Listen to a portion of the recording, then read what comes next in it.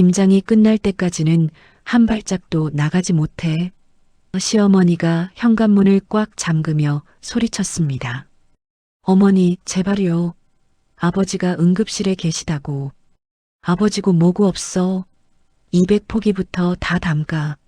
만삭인 며느리는 차가운 바닥에 쪼그려 앉아 배추를 씻기 시작했습니다. 뱃속 아이가 아프다고 울부짖는데도 시어머니는 매섭게 감시했습니다. 그리고 자정이 되어서야 휴대폰을 확인한 며느리가 본 것은 부친 별세. 오후 3시 아버지의 마지막 순간 딸은 김장에 묶여 있었습니다. 하지만 이 악독한 시어머니는 몰랐습니다. 며칠 후 찾아올 변호사가 모든 것을 뒤바꿀 거라는 사실을, 그리고 500억의 유산이 이 가족의 운명을 완전히 바꿔놓을 거라는 것을. 오늘의 사연 시작합니다. 만삭의 배를 부여잡고 침대에서 일어나려던 지은의 손이 울리는 휴대폰을 향해 뻗어갔습니다. 화면에 뜬 아버지라는 글자를 본 순간 지은의 심장이 쿵 떨어졌습니다. 여보세요, 아버지? 전화기 너머로 떨리는 목소리가 들려왔습니다. 지은아, 아버지가 갑자기 쓰러지셔서 지금 응급실에 계시는데. 어머, 뭐라고요? 지금 어느 병원이세요? 저 지금 당장 갈게요. 지은이 벌떡 일어나려는 순간 시어머니 최말자가 거실에서 천둥소리 같은 고함을 질렀습니다. 이 며느리가 지금 뭐 하는 거야? 어디 가려고 우물우물하는 거야? 최말자가 성큼성큼 걸어와 지은의 손에서 휴대폰을 낚아챘습니다. 어머니, 제발요. 아버지가 위급하시다고 하는데요. 지금 당장 병원에 가야 해요. 닥치고 이것부터 봐. 이게 보이지도 않나? 최말자가 거실 바닥을 힘차게 가리켰습니다. 거기에는 산처럼 쌓인 절인 배추 200포기가 널브러져 있었습니다. 김장이 끝날 때까지는 한 발짝도 나가지 못해. 이 집 문 밖으로 나갈 생각 마라. 최말자가 지은의 휴대폰을 소파 구석으로 던져버렸습니다. 휴대폰이 바닥에 떨어지며 딸깍 소리를 냈습니다. 어머니, 제발 이해해 주세요. 아버지가 응급실에 계시다고 했잖아요. 저 한 번만요. 아버지고 뭐고 없어. 김장철인데 며느리가 어딜 나돌아다니겠다는 거야. 시집 온 며느리가 친정만 바라보면 어떻게 해? 최말자가 현관문으로 가서 문고리를 돌리며 꽉 잠갔습니다. 철컥 소리가 지은의 가슴을 짓눌렀습니다. 자, 이거 입어. 빨리빨리. 최말자가 고무장갑과 앞치마를 지은에게 내밀었습니다. 지은은 떨리는 손으로 그것들을 받을 수밖에 없었습니다. 어머니, 정말 급한 일이에요. 아버지가 쓰러지셨다고 하는데. 급한 건 이 김장이야. 200포기를 언제 다 담그게. 내일까지 다 해야 한다고. 지은이 부른 배 때문에 쪼그려 앉기조차 힘들어하자 최말자가 짜증내며 혀를 찼습니다. 에휴, 꼴도 보기 싫어. 만삭이면 뭐 어쩌라고. 빨리 앉아서 배추나 씻어. 지은은 차가운 수돗물에 손을 담그며 배추를 씻기 시작했습니다. 찬물이 손끝을 파고들어 아팠지만 뱃속 아기가 걱정스럽게 요동치는 것이 더 견디기 어려웠습니다. 거실 소파에서는 시누이 연희가 누워서 TV 채널을 돌리고 있었습니다. 올케 언니, 배추 좀 제대로 씻어요. 아직도 흙이 묻어 있잖아요. 이렇게 대충대충 하면 안 되죠. 연희가 지은이 씻어놓은 배추에서 노란 잎을 뜯어먹으며 투덜거렸습니다. 아, 간도 싱겁고 정말 손맛이 없어요. 올해 김장은 완전 망했네. 연희야, 미안해. 다시 씻을게. 지은이 조심스럽게 사과했습니다. 아이고, 말도 마요. 올케 언니가 요리를 못하는 건 어제 오늘 일도 아니고. 지은은 아무 말도 할 수 없었습니다. 등 뒤에서 최말자의 시선이 칼날처럼 따가웠습니다. 시간이 흘러 해가 서쪽으로 기울어졌습니다. 지은의 허리는 끊어질 것 같았고 다리는 저릿저릿 아팠습니다. 아이고, 허리가. 어머니, 잠깐만 일어나도 될까요? 지은이 잠깐 허리를 펴려 하자 최말자가 뒤에서 등을 내려쳤습니다. 꾀병 부리지 마. 양념 버무리기도 아직 안 끝났는데 젊은 것이 뭐 그리 허약해. 어머니, 정말 아파요. 배가 너무 무거워서. 젊은 것이 뭘 그렇게 아프다고 야단이야. 우리 때는 애 베고 있어도 농사일 다 했어. 빨리 해. 밤 10시가 넘어가자 최말자와 연희는 치킨을 시켜 먹기 시작했습니다. 아, 진짜 배고파 죽는 줄 알았네. 올케 언니는 밥 안 먹어요? 연희가 기름진 닭다리를 뜯으며 지은을 쳐다봤습니다. 지금 김장하느라 바쁜데 무슨 밥이야. 저건 일 다 끝나고 먹으면 돼. 최말자가 대신 대답했습니다. 어머니, 저도 좀. 안 돼. 김장 다 끝낼 때까지는 밥도 없어. 지은은 구석에 놓인 식은 밥에 물을 말아서 허겁지겁 넘겼습니다. 눈물이 나려고 했지만 꾹 참았습니다. 자정이 다가올 무렵 드디어 200포기의 김장이 끝났습니다. 지은의 손은 퉁퉁 부어서 감각이 없었고 발목도 마찬가지였습니다. 이제 전화 좀 써도 될까요? 아버지 안부라도 확인해야. 지은이 떨리는 목소리로 물었습니다. 그래, 이제 됐다. 김장도 다 끝났으니까 전화해. 최말자가 소파에서 일어나며 말했습니다. 지은은 바닥을 기어가서 던져진 휴대폰을 주워들었습니다. 화면을 켜자 수십 통의 부재중 전화가 떠 있었습니다. 그리고 마지막 문자 메시지. 붙인 별세. 오늘 오후 3시. 지은의 손에서 휴대폰이 떨어졌습니다. 세상이 흔들리는 것 같았습니다. 아, 아버지. 아니야. 이럴 수가. 지은이 바닥에 주저앉으며 소리 없이 울기 시작했습니다. 왜 또 그래? 뭔 일이야? 최말자가 방에서 나와서 짜증스럽게 물었습니다. 아버지가 돌아가셨어요. 오후 3시에. 뭐? 언제 죽었다고? 오후 3시에. 제가 김장하고 있을 때. 최말자가 별일 아니라는 듯 혀를 차며 말했습니다. 에휴, 사람이 죽을 때가 되면 가는 거지. 어쩔 수 없는 일이야. 슬퍼해봤자 소용없고. 어머니, 어떻게 그런 말씀을. 뭐가 어떻다는 거야? 죽은 사람은 죽은 거고 산 사람은 살아야 하는 거고. 그래도 아버지인데요. 그래도 김장은 다 끝내고 가서 다행이네. 내일 아침에 김치통 정리부터 하고 가도 늦지 않을 거야.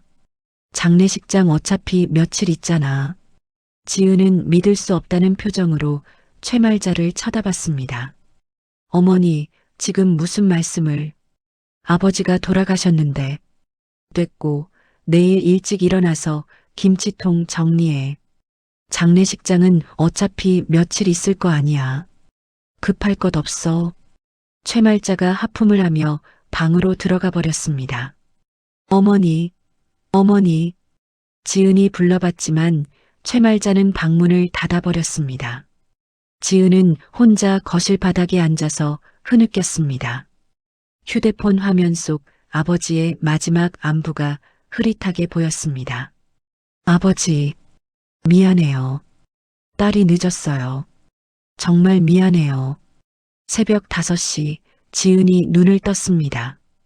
젖은 옷도 갈아입지 못한 채 침대에서 일어나 맨발로 현관문을 열었습니다. 어디 가는 거야? 최말자가 방에서 뛰쳐나왔지만 지은은 이미 대문을 박차고 나갔습니다. 택시 좀요. 지은이 도로에서 손을 흔들자 택시 한 대가 멈춰섰습니다. 어디로 갈까요? 성모병원 장례식장으로 빨리 가주세요. 차가 달리는 동안 지은은 창밖을 보며 아버지와의 추억들을 떠올렸습니다. 어렸을 때 아버지가 김치를 담그며 들려주던 이야기들이 머릿속을 스쳐갔습니다. 30분 후 장례식장에 도착했습니다. 지은이 급히 빈소를 찾아 들어가자 텅 빈 공간에 아버지의 영정 사진만 웃고 있었습니다. 아버지, 지은이 바닥에 엎드려 통곡하기 시작했습니다. 아버지, 제가 늦었어요. 미안해요. 여보세요? 아, 형부님이세요? 뒤에서 낯선 남자 목소리가 들렸습니다. 지은이 돌아보니 등산복을 입은 민석이 전화를 받고 있었습니다. 아, 네. 장인어른이 돌아가셔서 왔습니다. 네, 회사 야유회는 어쩔 수 없었거든요. 민석이 전화를 끊고 지은에게 다가왔습니다. 왜 이렇게 일찍 왔어? 어머니한테 말도 안 하고. 여보, 아버지가 돌아가셨는데 어떡해. 알아. 그래도 어머니 기분 상하게 하면 안 되잖아. 민석이 시계를 보며 말했습니다. 아, 회사에 연락해야 하는데. 야유회 때문에 못 갔다고 해야지. 이때 조문객들이 하나둘 들어오기 시작했습니다. 민석 씨, 고생이 많네요. 아, 안녕하세요. 민석이 급히 정신을 차리며 조문객들에게 인사했습니다. 지은아, 음식 좀 가져와. 손님들이 오셨잖아. 여보, 저는 상복도 못 입었는데. 됐어, 빨리 가져와. 지은은 아버지 앞에서도 제대로 울지 못하고 음식을 나르러 갔습니다. 오후 3시경 시어머니 최말자가 화려한 색깔의 등산복을 입고 동네 친구들과 함께 나타났습니다. 어머, 여기가 장례식장이구나. 생각보다 작네. 최말자의 목소리가 빈소 전체에 울렸습니다. 야, 지은아, 여기 음식이 뭐야? 육개장에 고기가 이것밖에 없어? 어머니, 조금만 조용히. 뭐, 조용히 하라고? 시어머니가 사돈 장례식에 와서 뭘 조용히 해? 조문객들이 수군거리기 시작했습니다. 저분이 며느리 시어머니인가 봐. 목소리가 너무 크네. 며느리가 불쌍해 보여. 민석이 급히 지은을 구석으로 끌고 갔습니다. 야, 장례식장 분위기 망치지 말고 얌전히 있어. 민석이 지은의 어깨를 거칠게 밀쳤습니다. 여보, 어머니가 너무 심하세요. 어머니가 뭘 잘못했는데? 며느리 기 살려주러 오신 거잖아. 최말자는 식당 테이블에 앉아서 음식 타박을 계속했습니다. 이 편육도 퍽퍽하고 김치도 시큼해. 누가 담갔어? 이걸? 어머니, 제발. 지은이 다시 부탁하려는 순간 갑자기 극심한 복통이 밀려왔습니다. 아, 지은의 얼굴이 새하얘졌고 다리 사이로 뭔가 따뜻한 것이 흘러내렸습니다. 피가. 지은이 화장실로 급히 달려갔습니다. 거울 속 자신의 얼굴은 핏기 하나 없이 창백했습니다. 아이야, 엄마가 지켜줄게. 버텨줘. 지은이 배를 쓰다듬으며 속삭였습니다. 이 상황을 반드시 벗어날 거야. 우리 둘 다 살아남자. 화장실 밖에서는 여전히 최말자의 큰 목소리가 들려왔습니다. 아니, 상주가 어디 갔어? 민석아, 내 마누라 어디 있어? 지은은 거울 속 자신을 보며 다짐했습니다. 더 이상 이렇게 당하고만 있을 수 없었습니다. 뱃속 아이를 위해서라도 이 지옥 같은 상황에서 벗어나야 했습니다. 발인 날 아침, 지은은 아버지의 관 앞에서 무릎을 꿇고 있었습니다. 아버지, 이제 정말 가시는 거죠? 지은이 관을 붙잡고 오열하자 민석이 시계를 보며 재촉했습니다. 야, 시간 늦었어. 빨리 일어나. 여보, 아버지를 마지막으로 보내드리는 건데. 출근 시간이 다 됐다고. 회사에서 연락 올 거야. 관이 연구차에 실리는 모습을 보며 지은의 눈물이 그치지 않았습니다. 화장터에서 돌아오는 차 안은 조용했습니다. 지은아. 최말자가 갑자기 입을 열었습니다. 부의금 봉투 어디 있어? 받은 거 다 가져와. 어머니, 그건 빨리 내놔. 지은이 주저하자 최말자가 손을 내밀었습니다. 병원비랑 장례비로 다 썼어요. 남은 게 없어요. 뭐, 네가 딴 주머니 찾구나. 최말자가 갑자기 지은의 머리채를 잡고 흔들었습니다. 아, 어머니 아파요. 차가 흔들리며 민석이 핸들을 붙잡았습니다. 어머니 위험해요. 집에 도착하자마자 최말자가 마당으로 뛰어갔습니다. 이게 뭐야? 김치가 다 시어 꼬부라졌잖아. 최말자가 김치통을 들어 올리더니 마당에 쏟아버렸습니다.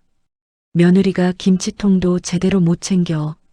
붉은 김치 국물이 마당 바닥에 흩어졌습니다. 지은은 그 모습을 보며 아버지의 피눈물 같다는 생각에 몸이 떨렸습니다. 어머니, 너무하세요. 지은이 처음으로 큰 소리를 쳤습니다. 아버지 장례식 때도 그러시더니 이제는 김치까지. 최말자가 깜짝 놀라며 뒤로 물러섰습니다. 이 며느리가 감히. 저도 사람이에요. 아버지가 돌아가셨는데 왜 이렇게 괴롭히세요? 야야, 조용히 해. 민석이 급히 달려와서 지은의 팔을 잡았습니다. 여보, 어머니가 너무 심해요. 뭐가 심해? 어머니가 뭘 잘못했는데? 민석이 지은의 뺨을 올려붙였습니다. 아! 지은이 충격으로 바닥에 넘어지며 배를 움켜쥐었습니다. 아이가. 이때 신우이 연희가 휴대폰을 들고 나타났습니다. 오빠, 지금 영상 찍고 있어. 올케가 드디어 미쳤네. 연희가 휴대폰 화면을 보며 친구들에게 중계했습니다. 응, 지금 올케가 시어머니한테 대들고 있어. 완전 재밌어. 지은이 바닥에서 일어나려 하자 민석이 막았습니다. 119 불러주세요. 아이가 위험해요. 무슨 119야? 집안 망신시키려고? 민석이 지은의 휴대폰을 빼앗아 마당으로 던져버렸습니다. 방에 들어가서 반성이나 해. 민석이 지은을 방으로 밀어넣고 문을 닫아버렸습니다. 어두운 방 안에서 지은은 배를 감싸 안고 떨고 있었습니다. 아이야, 괜찮아. 엄마가 지켜줄게. 지은의 눈에서 분노의 눈물이 흘러내렸습니다. 반드시 이 사람들에게 복수할 거야. 지은이 주먹을 꽉 쥐며 속삭였습니다. 우리를 이렇게 괴롭힌 대가를 치르게 해줄게. 방문 너머로 최말자와 민석의 웃음소리가 들렸습니다. 며느리 좀 봤지? 이제야 버릇을 가르쳤어. 어머니가 잘하셨어요. 저렇게 해야 말을 듣죠. 지은은 이를 악물며 다짐했습니다. 살아서 이곳을 나가겠다고, 아이와 함께 반드시 살아남겠다고. 어둠 속에서 지은의 눈빛이 차갑게 빛났습니다. 일주일이 지났습니다. 지은은 방 안에서 거의 아무것도 먹지 못하고 있었습니다. 창문으로 들어오는 햇살마저 희미하게 느껴졌습니다. 이때 마당에서 자동차 소리가 들렸습니다. 지은이 창문으로 내다보니 검은색 고급 세단 한 대가 흙먼지를 일으키며 들어오고 있었습니다. 누구야? 최말자가 앞치마를 두르고 마당으로 나왔습니다. 차에서 내린 남자는 깔끔한 정장 차림이었습니다. 그가 최말자에게 명함을 건네며 인사했습니다. 안녕하십니까? 강도진 변호사입니다. 변호사요? 최말자가 눈을 동그랗게 떴습니다. 혹시 빚 때문에 오신 건 아니죠? 최말자가 집안에 있던 빗자루를 들고 나왔습니다. 아니요. 이영수 어르신의 유언 집행 때문에 왔습니다. 유언이요? 민석이 회사에서 막 돌아와 상황을 파악하려 했습니다. 누가 죽었다고요? 지은 씨의 아버님이 돌아가시기 전에 유언장을 작성하셨습니다. 도진이 서류 가방을 들어 올리며 말했습니다. 아, 그래요? 잠깐만요. 최말자가 갑자기 표정이 바뀌며 웃었습니다. 민석아, 빨리 과일 좀 가져와. 지은 씨는 어디 계시죠? 본인이 참석하지 않으면 유언장을 공개할 수 없습니다. 도진이 주위를 둘러보며 물었습니다. 아, 지은이요? 몸이 좀 안 좋아서 자고 있어요. 민석이 급히 대답했습니다. 그래도 깨워서 모셔야겠습니다. 도진이 단호하게 말하며 집 안쪽을 바라봤습니다. 지은아, 나와. 최말자가 큰 소리로 불렀지만 대답이 없었습니다. 아, 정말 깊이 자나 봐요. 민석이 어색하게 웃었습니다. 도진이 직접 방 쪽으로 걸어가더니 문을 열었습니다. 지은이 바닥에 쓰러져 있는 모습이 보였습니다. 지은 씨, 괜찮으세요? 도진이 급히 달려가 지은을 부축해 일으켰습니다. 지은의 얼굴은 창백했고 입술은 바싹 말라 있었습니다. 물 좀. 도진이 지은을 거실로 부축해 나와 의자에 앉혔습니다.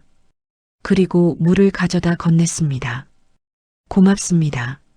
지은이 간신히 물을 마셨습니다. 이제 유언장을 공개하겠습니다. 도진이 두꺼운 봉투를 꺼내며 말했습니다.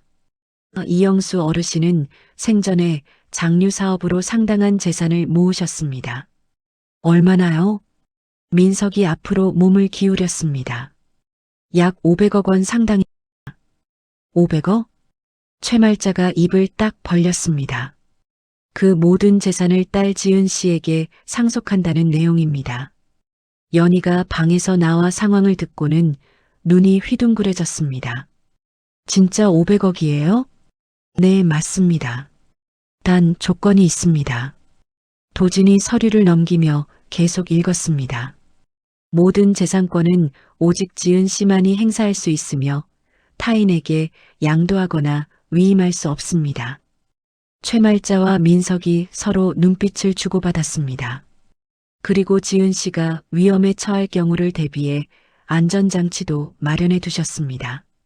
도진이 지은을 바라보며 의미심장한 표정을 지었습니다.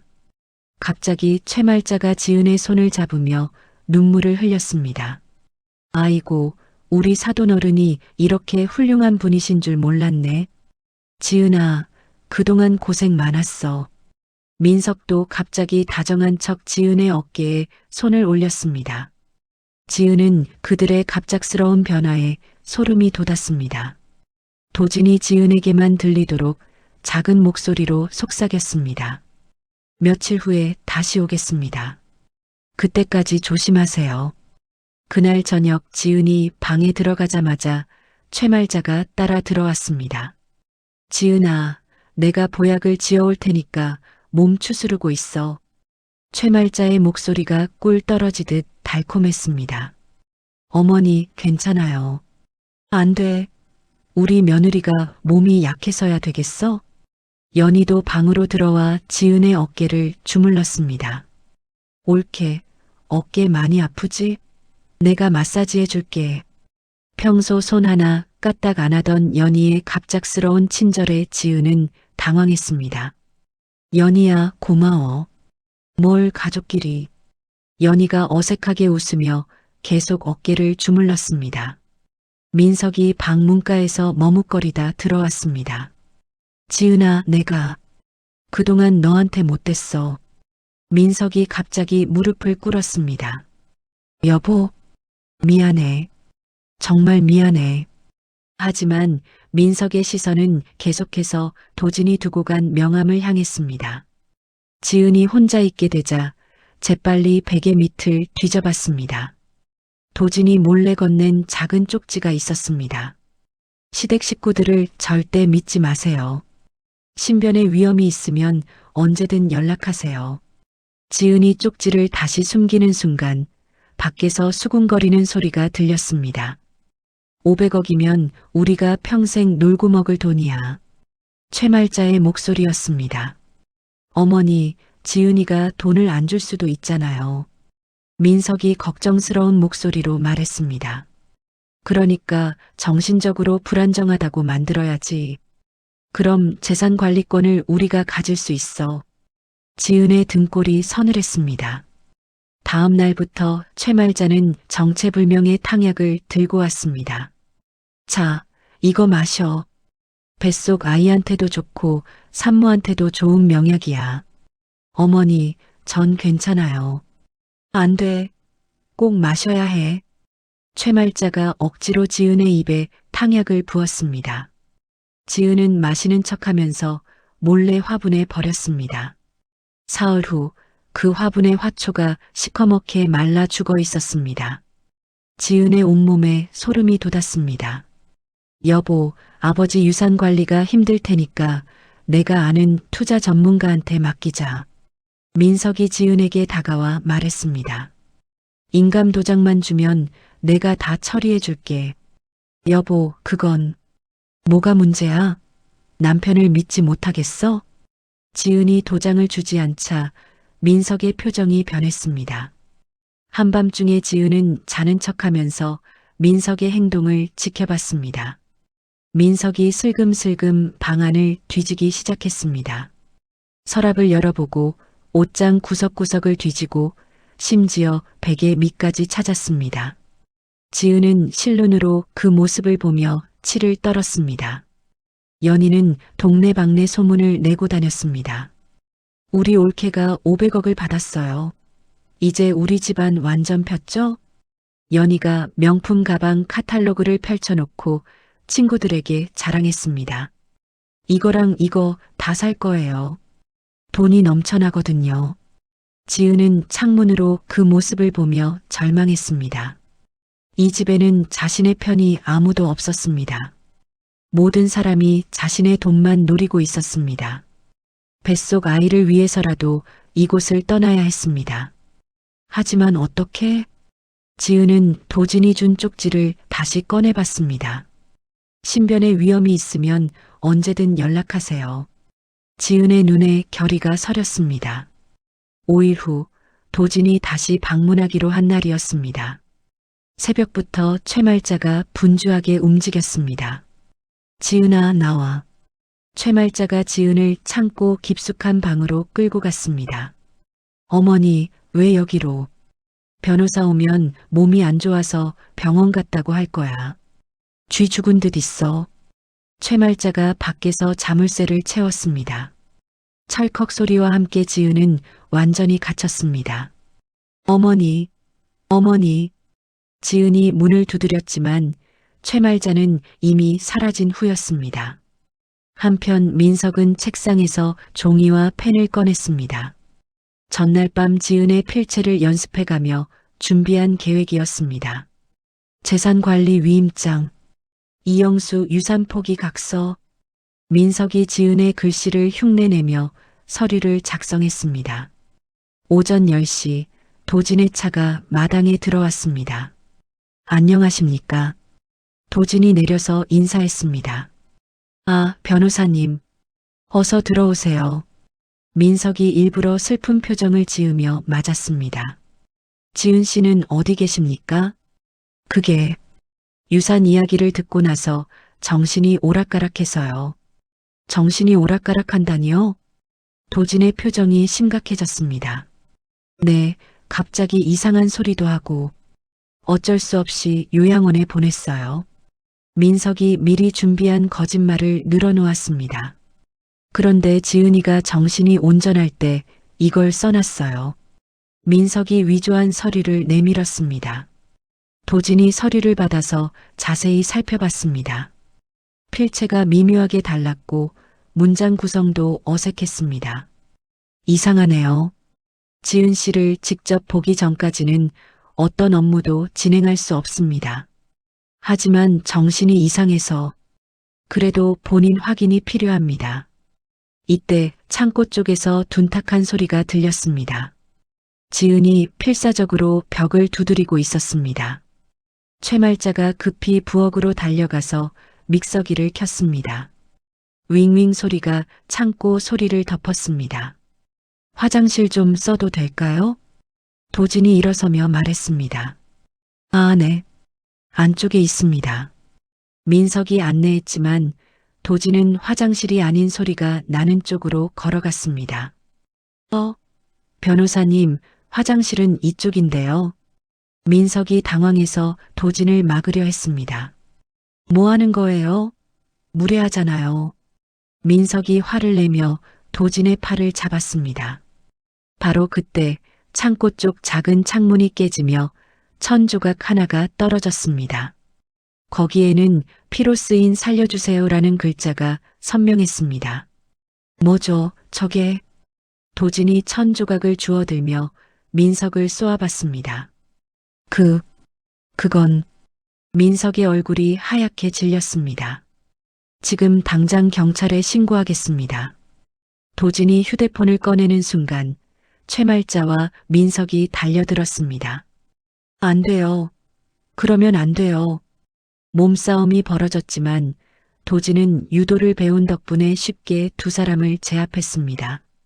도진이 돌을 주워서 창고 자물쇠를 내려쳤습니다.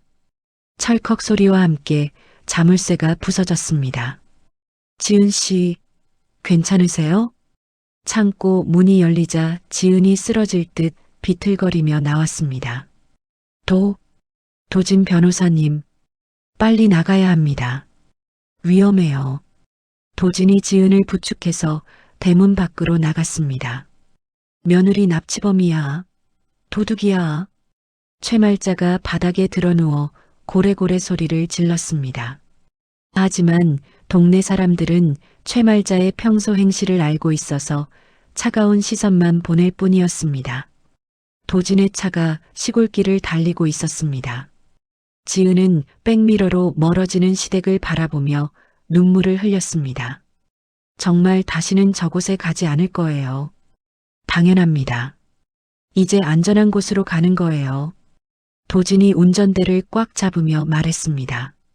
30분 후 도진의 별장에 도착했습니다. 조용한 산속에 자리한 깔끔한 집이었습니다. 여기서 당분간 지내세요. 아무도 찾지 못할 거예요. 고맙습니다. 정말 고맙습니다. 지은이 도진의 손을 꽉 잡았습니다.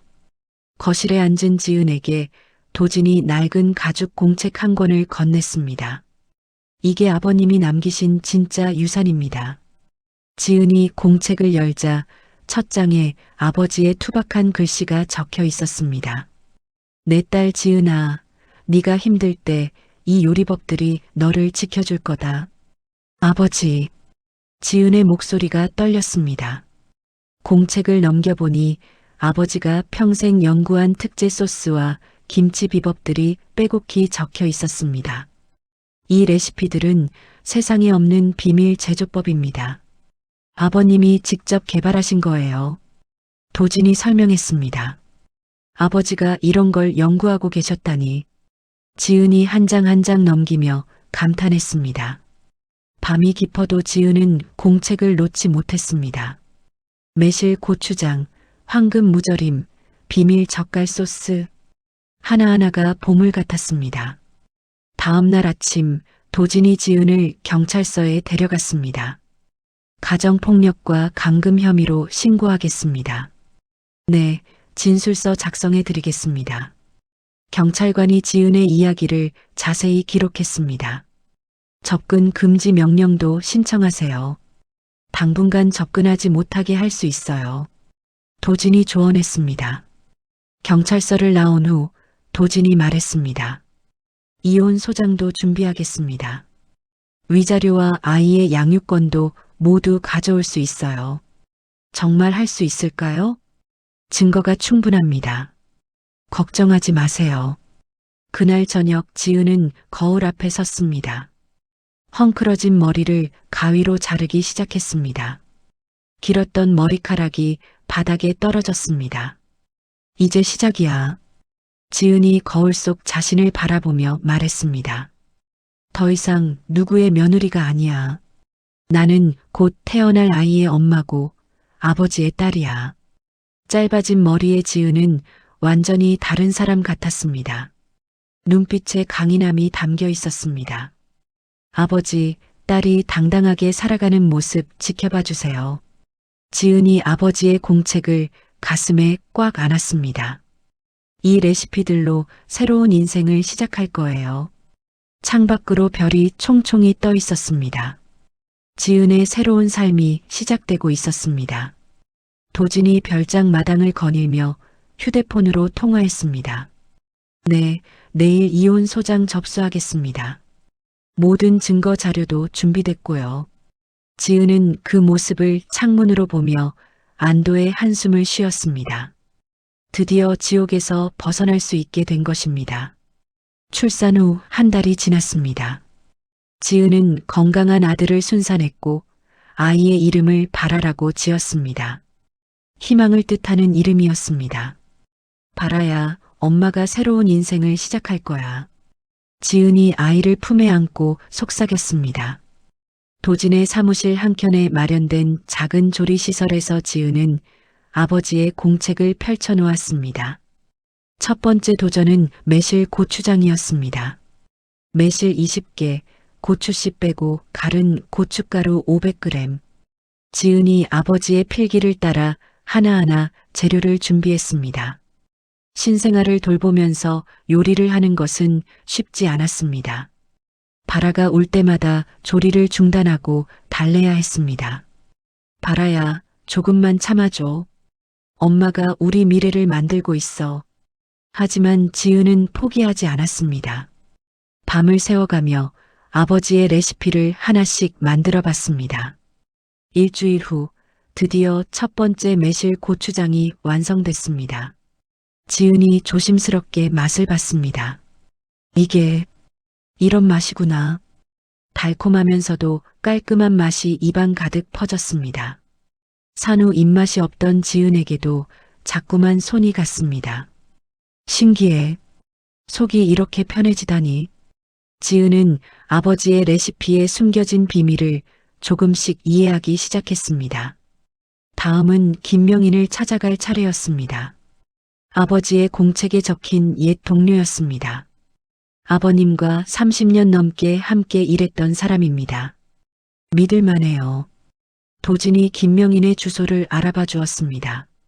서울 외곽의 작은 음식점에 김명인이 있었습니다.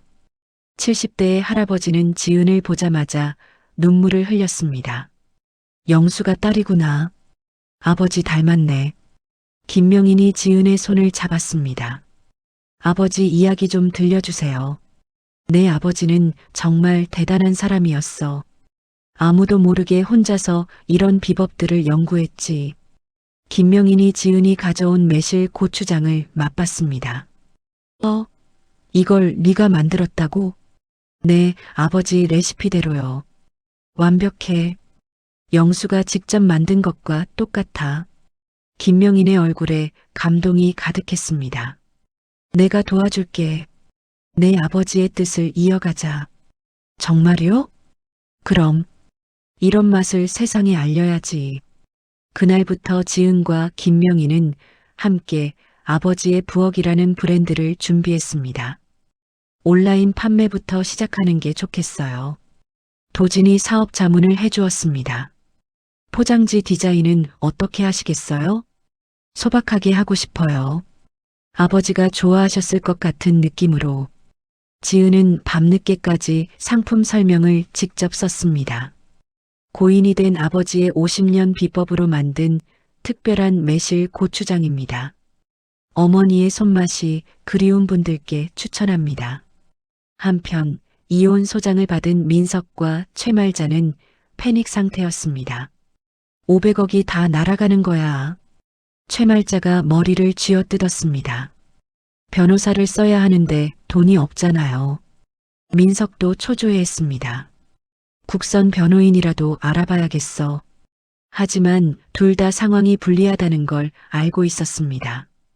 최말자는 동네 사람들에게 거짓말을 퍼뜨리기 시작했습니다. 우리 며느리가 사업한다면서? 그 돈 다 우리 아들이 번 건데. 시어머니를 버리고 나간 불효녀야. 하지만 이미 김장 사건이 소문난 터라 아무도 최말자 편을 들지 않았습니다. 지은은 첫 판매일을 정했습니다. 온라인 쇼핑몰에 아버지의 부엌 마이너스 전통 매실 고추장 50개를 올렸습니다. 바라야, 엄마가 성공할 수 있을까? 바라가 지은을 보며 방긋 웃었습니다. 판매 시작 10분 만에 주문이 들어오기 시작했습니다. 30분 후에는 20개가 팔렸습니다. 어머, 벌써 이렇게? 지은이 깜짝 놀랐습니다. 1시간 후 50개가 모두 완판됐습니다. 믿을 수 없어. 지은이 화면을 보며 소리쳤습니다. 주문 확인 메일과 함께 후기들이 올라오기 시작했습니다. 어릴 때 할머니 손맛이에요. 이런 맛 처음 봐요. 정말 특별해요. 어디서 이런 레시피를 구하셨나요? 지은의 눈에서 눈물이 흘러내렸습니다. 아버지, 딸이 해냈어요. 지은이 아버지 영정 사진 앞에 첫 수익금을 놓았습니다. 이제 시작일 뿐이에요. 아버지의 모든 레시피를 세상에 알릴 거예요. 바라가 옆에서 옹알거렸습니다. 마치 아버지가 격려해 주는 것 같았습니다. 사업 시작 후 6개월이 지났습니다. 아버지의 부엌은 입소문을 타고 꾸준히 성장했습니다.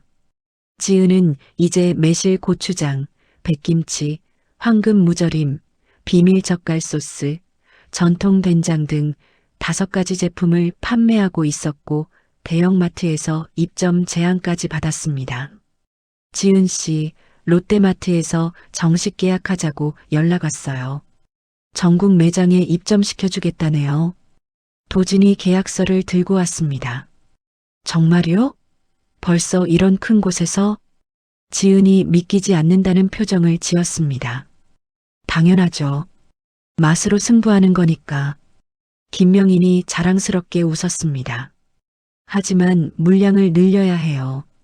지금 생산량으로는 부족할 거예요. 도진이 걱정스러운 표정으로 말했습니다. 그럼 작업실을 더 크게 해야겠네요. 지은이 발화를 안고 말했습니다.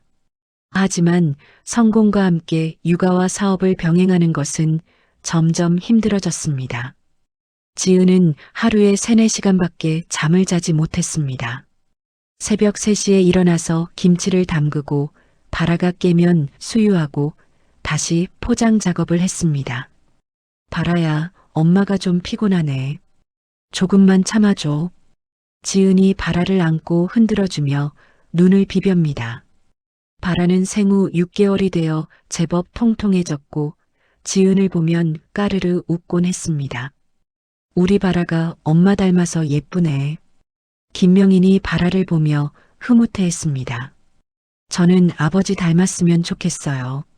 아버지가 더 인상이 좋으셨거든요. 지은이 아버지 사진을 보며 말했습니다. 그날도 지은은 밤늦게까지 주문 포장을 했습니다. 100개가 넘는 주문이 들어와 있었습니다. 이제 정말 혼자서는 못하겠어요. 직원을 뽑아야겠네요. 도진이 조언했습니다. 그런데 누구를 믿고 맡기죠? 아버지 비법인데. 신뢰할 만한 사람을 천천히 찾아봐요. 지은이 바라를 안고 흔들어 주다가 소파에 앉았습니다. 너무 피곤해서 그만 깜빡 졸기 시작했습니다. 응, 바라야. 지은이 반쯤 잠이 들어 있을 때였습니다. 응응, 끙끙. 바라가 이상한 소리를 내기 시작했습니다. 평소와는 다른 울음소리였습니다. 응? 바라야? 왜 그래? 지은이 눈을 뜨고 보니 바라의 얼굴이 빨갛게 달아올라 있었습니다. 바라야, 어떡하지? 바라가 갑자기 숨을 헐떡거리기 시작했습니다. 작은 가슴이 빠르게 오르락 내리락 했습니다. 어떻게 된 거야? 지은이 바라를 안아 올렸는데 아이의 입술이 파래지고 있었습니다. 바라야.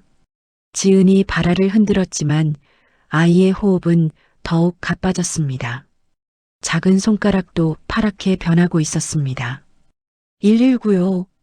응급 상황이에요. 지은이 떨리는 손으로 전화를 걸었습니다.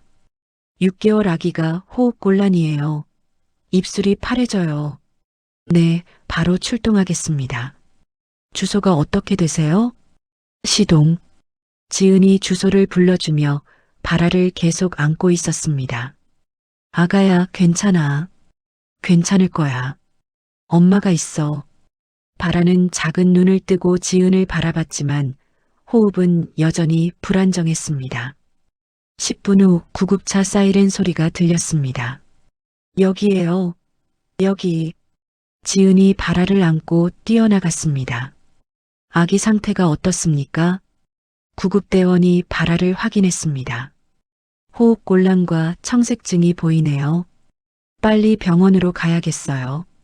구급차 안에서 지은은 발아의 손을 꽉 잡고 있었습니다. 발아야, 엄마 목소리 들려?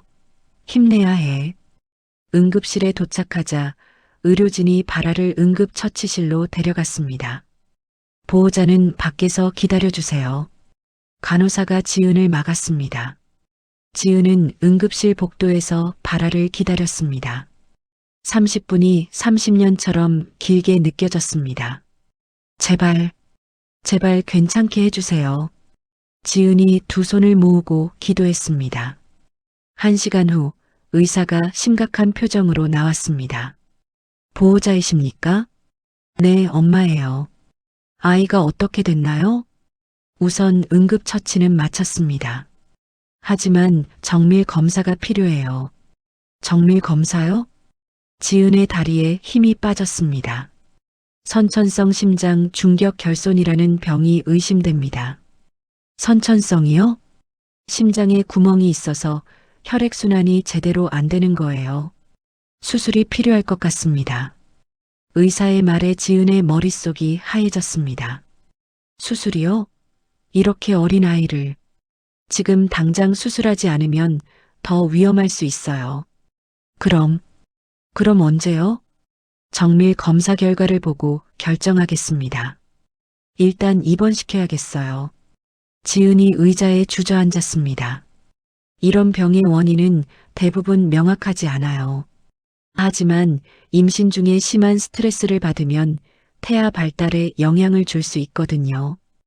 의사의 설명에 지은의 머릿속이 하얗게 변했습니다. 김장철에 겪었던 일들이 떠올랐습니다. 최말자에게 맞고 창고에 갇히고 아버지 장례식에 못 간 일들이 제 탓인가요? 산모님 탓이 절대 아니에요. 하지만 스트레스가 악화 요인이 될 수는 있어요. 지은이 바닥에 주저앉으며 눈물을 흘렸습니다. 다 내 탓이야. 내가 아이를 아프게 한 거야. 발아가 인큐베이터에 들어가는 모습을 보며 지은은 오열했습니다. 작은 몸에 여러 개의 전선이 연결되어 있는 모습이 너무 안쓰러웠습니다. 발아야, 미안해. 엄마가 널 지키지 못해서 미안해. 이때 병원 복도 저쪽에서 익숙한 목소리가 들렸습니다. 우리 손주가 어디 있어? 최말자가 화려한 분홍색 운동복을 입고 나타났습니다. 뒤따라 민석도 왔습니다. 내 손주가 병신이 된 건 다 내년이 밖으로 나돌아다녀서 그래. 최말자가 복도에서 고함을 쳤습니다. 어머니, 조용히 하세요. 여기는 병원이에요. 지은이 말렸지만 최말자는 더 큰 소리를 냈습니다. 조용히? 내 손주가 죽어가는데 조용히 하라고? 간호사들이 놀라서 쳐다봤습니다. 저기요, 조금 조용히 해주세요. 간호사가 다가왔지만 최말자는 아랑곳하지 않았습니다. 내 손주 보러 왔는데 뭐가 문제야? 민석이 지은에게 다가왔습니다. 지은아, 아이가 이렇게 됐으니까 양육권은 우리가 가져가서 치료하자. 무슨 소리예요? 네가 키우니까 아이가 병든 거 아냐? 이제 친가에서 키워야지. 민석의 말도 안 되는 주장에 지은이 화를 냈습니다. 아이가 아픈 건 당신들이 저를 괴롭혔기 때문이에요. 뭐? 우리가 언제? 최말자가 시치미를 뗐습니다. 김장할 때, 아버지 장례식 때 어떻게 했는지 기억 안 나세요? 그게 뭔 상관이야. 옛날 일을 가지고. 옛날 일요? 그 때문에 제가 얼마나 고생했는지 아세요? 지은이 목소리를 높였습니다. 어차피 우리가 양육권 소송 걸 거야. 민석이 악담을 퍼부었습니다. 네가 돈만 밝히고 사업한다고 아이 돌보지도 않으니까 이렇게 된 거야. 최말자가 거짓말을 지어냈습니다. 지은은 몸이 덜덜 떨렸습니다. 아이가 아픈 것도 억울한데 이제 빼앗아 가겠다는 소리까지. 절대 안 됩니다. 바라는 제가 키울 거예요. 네가 뭘로 키워? 돈도 벌어야 하고 아이도 봐야 하고. 그때 도진이 나타났습니다. 여기서 뭐 하는 거예요? 당신은 누구야? 민석이 도진을 쏘아봤습니다. 지은 씨 변호사 강도진입니다. 지금 당장 나가지 않으면 경찰 부르겠어요. 도진이 단호하게 말했습니다. 경찰? 우리가 뭘 잘못했다고. 병원에서 소란 피우고 환자 가족을 괴롭히고 있잖아요. 도진의 차가운 시선에 최말자가 주춤했습니다. 양육권 소송 각오해. 절대 안 져줄 거야. 우리가 돈도 더 많고 안정적이야. 최말자와 민석이 악을 쓰며 복도를 떠났습니다. 지은은 도진의 어깨에 기대어 울었습니다. 변호사님, 저 정말 나쁜 엄마인가요? 절대 아니에요. 오히려 훌륭한 엄마예요. 하지만 아이가 아픈 그건 아무도 예측할 수 없는 일이에요. 지은 씨 잘못이 아니에요. 도진이 지은의 어깨를 다독여 주었습니다. 이제 뭘 해야 하죠? 아이 치료에 집중하고 양육권은 제가 지켜드릴게요. 걱정하지 마세요. 지은이 인큐베이터 안의 바라를 바라봤습니다. 바라야, 엄마가 꼭 지켜줄게. 나쁜 사람들한테는 절대 안 보낼 거야. 작은 바라가 마치 엄마 목소리를 알아듣는 것처럼 작은 손을 움직였습니다. 지은의 눈에 결의가 서렸습니다. 이제는 정말로 모든 것을 걸고 싸워야 할 때였습니다. 소송 준비 기간이 시작됐습니다. 지은은 바라의 수술을 기다리는 동안 병실에서 밤새도록 이혼 및 양육권 소송 준비 서면을 검토했습니다. 지은 씨, 너무 무리하지 마세요. 몸도 챙기셔야죠. 도진이 커피를 가져다 주며 걱정스러운 표정을 지었습니다. 괜찮아요. 바라를 지키려면 이 정도는 해야죠. 지은이 서류를 넘기며 말했습니다. 최말자 측에서 어떤 주장을 하는지 알아봤어요. 도진이 상대방 변호사가 보낸 서류를 꺼냈습니다. 뭐라고 하는데요? 엄마가 사업하느라 바빠서 아이를 제대로 돌보지 않았다는 거예요. 그래서 병이 생겼다고 주장하고 있어요. 말도 안 되는 소리네요. 지은이 주먹을 꽉 쥐었습니다. 더 심한 건 인터넷에서 여론 조작까지 하고 있어요. 도진이 휴대폰을 보여줬습니다. 유튜브에 돈에 눈먼 며느리, 아이 버리고 사업 선택 같은 제목의 영상들이 올라와 있었습니다. 이걸 누가 올렸나요?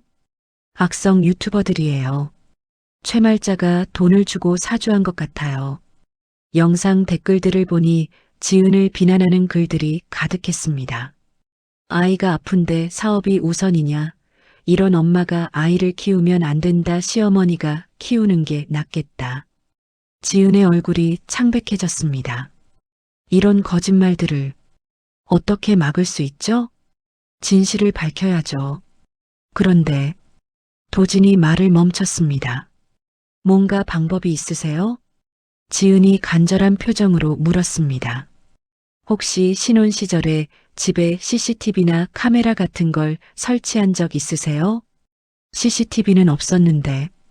잠깐, 팩캠. 지은이 갑자기 손뼉을 쳤습니다. 팩캠이요? 네, 결혼 초기에 강아지를 키웠거든요.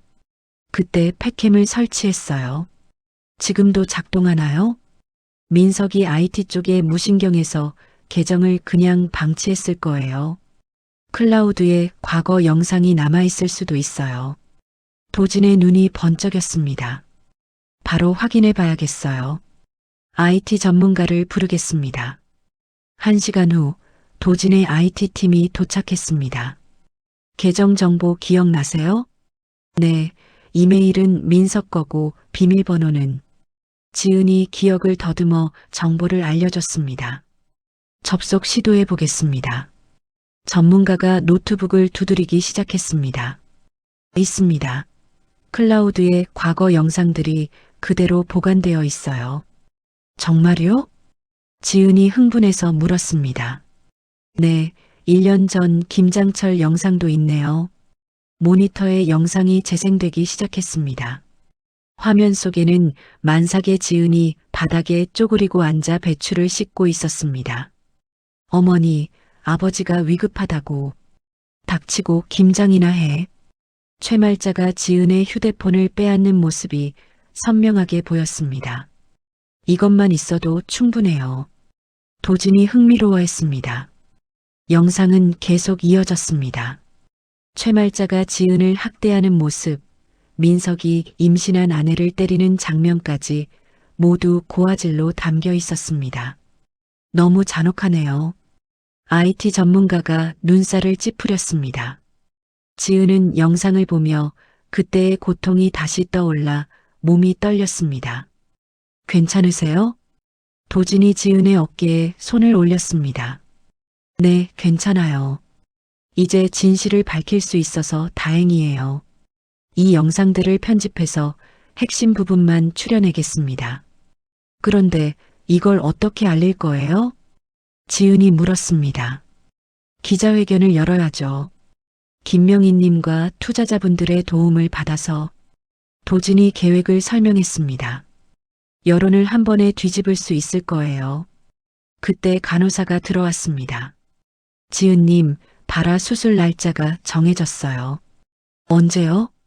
내일 오전 10시입니다. 지은의 손이 떨렸습니다. 수술 시간은 얼마나 걸리나요? 약 3, 4시간 예상이에요. 어린 아기라 조심스럽긴 하지만 성공률은 높은 편이에요. 간호사가 나간 후 지은은 인큐베이터 안의 발아를 바라봤습니다. 발아야, 내일 수술 받는구나. 작은 발아가 눈을 깜빡였습니다. 엄마가 나쁜 사람들을 혼내줄 거야. 그러니까 넌 건강하게 수술 받고 나와야 해.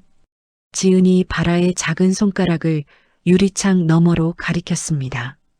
수술 끝나면 바로 기자회견 준비하겠습니다. 도진이 말했습니다. 김명희님께도 연락드려야겠네요. 네, 그분도 증인으로 서실 거예요. 그날 밤 지은은 발아 옆에서 밤을 샜습니다. 발아야, 엄마가 약속할게. 반드시 너를 지켜줄 거야. 새벽 5시 수술실 앞에 선 지은은 발아의 작은 손을 잡았습니다. 발아야, 용감하게 해보자. 우리 함께 이겨내자. 발아가 수술실로 들어가는 모습을 보며 지은은 주먹을 꽉 쥐었습니다. 아버지, 도와주세요. 제발 발아가 무사히 수술받게 해주세요. 수술실 앞 복도에서 지은은 도진과 함께 기다렸습니다. 걱정하지 마세요. 발아는 강한 아이예요. 네, 저도 그렇게 생각해요. 3시간 후 수술실 문이 열렸습니다. 수술 성공했습니다. 다행히 어려운 부분 없이 잘 끝났어요. 의사의 말에 지은이 주저앉으며 울었습니다. 정말요? 정말 괜찮다고요? 네, 회복만 잘 되면 정상적인 생활 가능해요. 지은은 기쁨의 눈물을 흘렸습니다. 이제 기자회견 준비하죠. 도진이 지은의 손을 잡았습니다. 네, 이제 정말로 끝장낼 시간이에요. 지은의 눈에 강한 결의가 담겨 있었습니다. 발아가 살아났으니 이제 복수할 차례였습니다. 기자회견 당일 지은의 회사 대강당에는 수많은 기자와 유튜버들이 몰려들었습니다. 평소보다 3배나 많은 사람들이 모였습니다. 와, 사람 정말 많이 왔네요. 김명인이 놀라워했습니다. 최말자가 미리 소문을 냈거든요. 며느리가 변명하러 나온다고. 도진이 설명했습니다. 강당 뒤쪽에는 최말자와 민석이 피켓을 들고 서 있었습니다. 거짓말쟁이 며느리, 돈에 눈먼 나쁜 엄마라는 글씨가 적혀 있었습니다. 저 사람들 왜 들여보냈어요? 지은이 물었습니다. 공개 기자회견이니까 막을 수는 없어요. 하지만 곧 후회하게 될 거예요. 도진이 미소를 지었습니다. 지은이 단상에 올라가자 플래시가 터지기 시작했습니다. 안녕하십니까? 이지은입니다. 지은이 마이크 앞에 섰습니다. 거짓말하지 마. 네가 아이 버리고 돈만 밝혔잖아. 최말자가 뒤에서 고함을 쳤습니다. 기자들이 웅성거렸습니다. 조용히 해주세요.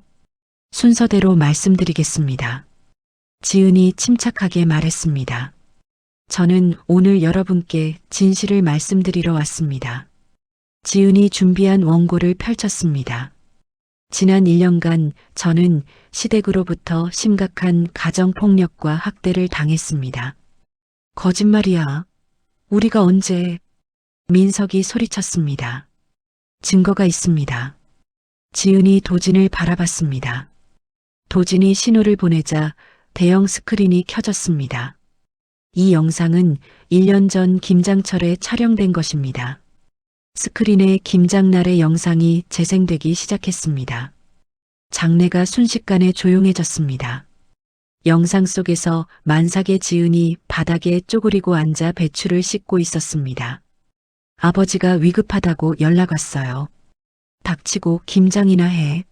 한 발짝도 나가지 못해. 최말자의 목소리가 스피커를 통해 또렷하게 들렸습니다. 기자들이 경악한 표정을 지었습니다. 저건 조작된 거야. 최말자가 당황해서 소리쳤습니다. 하지만 영상은 계속 이어졌습니다. 최말자가 지은의 휴대폰을 빼앗아 던지는 장면, 친정아버지 장례식에 못 가게 막는 장면이 생생하게 나왔습니다. 김장이 끝날 때까지는 어디도 가지 마. 아버지가 돌아가셨는데요. 그게 뭔 상관이야. 사람 죽을 때 되면 가는 거지. 영상 속 최말자의 말에 기자들이 휴대폰으로 사진을 찍기 시작했습니다. 실시간 중계를 보던 시청자들의 채팅창이 폭발했습니다. 이게 사람이야? 만삭인 며느리를 이렇게? 시어머니가 완전 악마네. 영상 조작이에요. 가짜라고. 민석이 무대로 뛰어 올라가려 했습니다. 잠깐만요. 도진이 마이크를 잡았습니다. 이 영상의 진위 여부를 확인하기 위해 국과수에 감정을 의뢰했습니다. 도진이 서류를 들어 올렸습니다. 결과는 조작 흔적 없음입니다. 원본 그대로예요. 당황한 민석이 스크린을 가리려고 달려들었지만 경호원들이 막았습니다. 또한 이 영상의 날짜와 시간을 보세요. 화면 하단에 2023년 11월 15일 오후 3시라는 시간이 표시되어 있었습니다. 바로 지은 씨 친정아버지가 돌아가신 시간입니다. 기자들이 숨을 죽이고 들었습니다. 즉, 아버지가 임종하시는 순간에도 며느리를 김장에 묶어둔 겁니다. 영상이 계속 재생됐습니다. 최말자가 지은을 발로 차는 장면, 민석이 임신한 아내의 뺨을 때리는 장면까지 나왔습니다. 으악! 지은이 바닥에 넘어져 배를 감싸는 모습에 여기자 한 명이 울음을 터뜨렸습니다. 이런 극심한 스트레스가 태아에게 영향을 줬을 가능성이 높습니다. 지은이 의사소견서를 보여줬습니다. 제 아이의 심장병은 이들의 학대 때문입니다. 최말자가 얼굴이 새하얗게 변해서 벽에 기대섰습니다. 저건 말을 제대로 잊지 못했습니다. 더 있습니다.